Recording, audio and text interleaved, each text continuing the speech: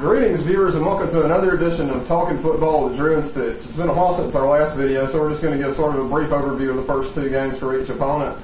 Not much to review in the first game, as both teams were sort of vanilla with their play calling and everything, and couldn't really tell much. Week two posed a much bigger challenge: Penn State for Alabama and Mississippi State for Auburn on the road. A lot of Auburn fans knew going into that game that it was going to be pretty tough because of the crowd noise. Not so much the crowd, vocally, but the cowbells. So, right, cowbells are always an issue when you go into football. Every time. Auburn was able to get out of there with a win, so that was good. And, Cam Newton, as we predicted, looks great through the first two games and could be the difference maker for Auburn this season. Very impressed with Auburn's performance against Mississippi State. Mississippi State's always going to be a defensive. A defensive first, offensive second kind of team. And Auburn came out just really firing the ball away. I was really impressed with the short passing game. Which was one of the areas of concern that maybe, it takes a quarterback a lot of times a couple of games to get into that rhythm with those short passes. And Cam Newton came right in and just was hitting it right He looks to have great chemistry with guys like Darvin Adams and Quindarius Carr. There's some guys that sort of coming out of the woodwork. Right.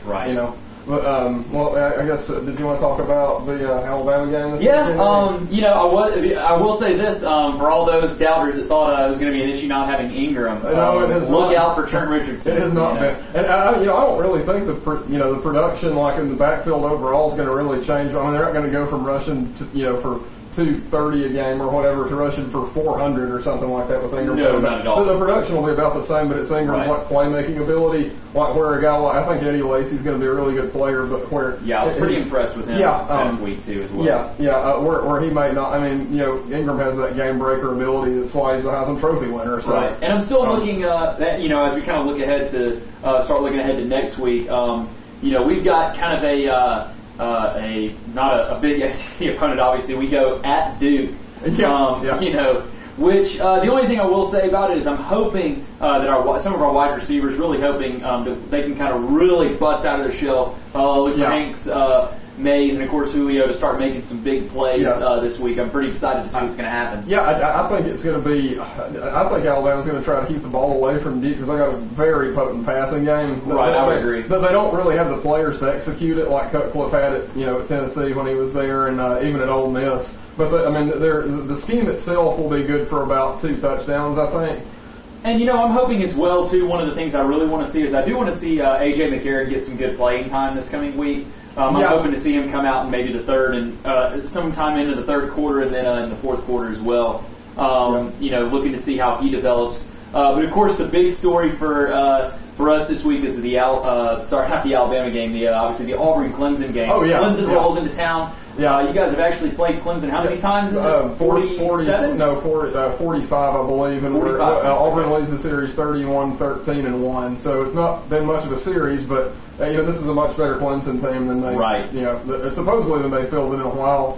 Last year's team was really good. I will say this about the offense: they don't have anybody close to C.J. Spiller. I was going to say the loss of Spiller for them is going to be one of the biggest issues. Who do they get to step up and be that big time playmaker? Honestly, there's not really. I mean, you can't because they played Presbyterian and North Texas in the first two games. You don't really know. I mean, their guys are. Their leading rusher, I believe, has like 150 yards, but I mean, who knows? Now, I will say this, I listened to Paul Feinbaum, I guess it was yesterday, and he had brother Bill Oliver on that was the defensive coordinator at Alabama and then came to Auburn under Terry Bowden. And he said that he went and watched Clemson practice a few weeks ago, and their defense, he said their offense is solid, not great, but pretty good. But their defense, they're great up front with the front four, and they're great they're good to great in the secondary. But their middle linebackers are a weakness, and he said it's a big one. So and I think especially after last week, seeing how Cam Newton attacked that short passing game.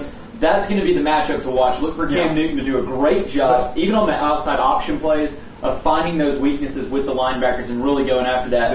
And likewise, Clemson's best bet is you're only going to do so much to stop a tall receiver, like Adams, for example, Darvin Adams up there. But really, Clemson's front four is, for this to be a close game, they're going to have to get pressure on Cam Newton. Honestly, I mean, I could see it. I could see it being anywhere from them scoring 17, 20 points, and I mean, I could see us putting up anywhere from 28 to 45. Like, it totally depends on them being able to stop the big play, because Auburn will kill you on that big play. But Yeah, of course, some of the things you do have to also call into question, Auburn, some of the injuries that they've had already this year. Lee Zimba, All-American candidate at left tackle, he's out for, I don't know how long, but the MRI did come back negative, so he doesn't have any tears. Right, which was good news to see that posted up for him. Glad to see that he's going to be okay. Yeah, I mean, that's really the only one to speak of. We're supposed to be getting Craig Stevens back at linebacker this week, so that should help to sort of neutralize that short passing game and the running game. Right, I was going to say that's going to be a big help in the especially the running game, those quick hit off tackle plays. Yeah,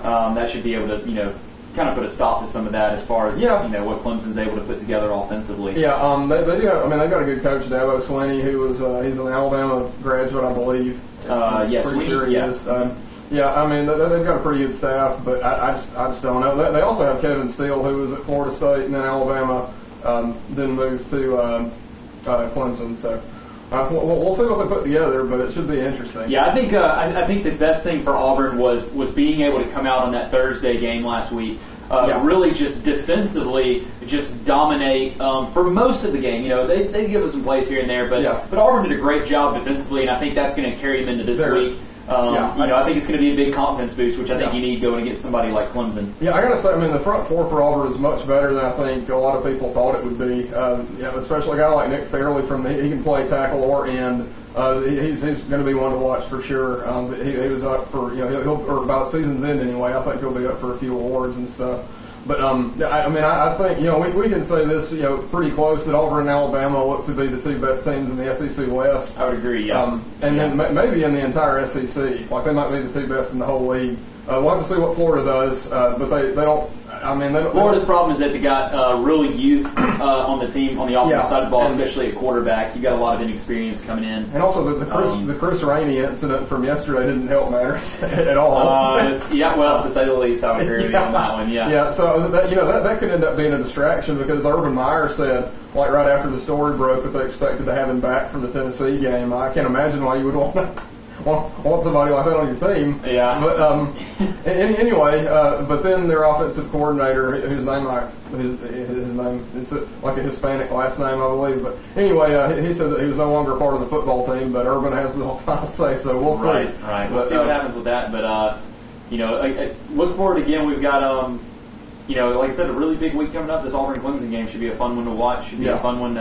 For all you people that have tickets, have a good time. It's going to be a good one to be at. Hopefully Auburn can come out strong again on both sides of the ball, get a big win for the SEC, and hopefully Alabama can roll into Duke and manage to pull out a win as well. I would hope so. We'll see. Did you have anything else you wanted to add? Of course, always welcoming you guys' questions and any topics you want us to talk about. Feel free to let us know. We're more than welcome to entertain you guys' thoughts and ideas. Yeah, we have yet to get a question or a comment, I believe. So anyway, just tell all your friends and post it on Facebook and everything like that. And, we're trying to get more subscribers so we can. We're still going to do from Football on the Plains. We're still going to do that.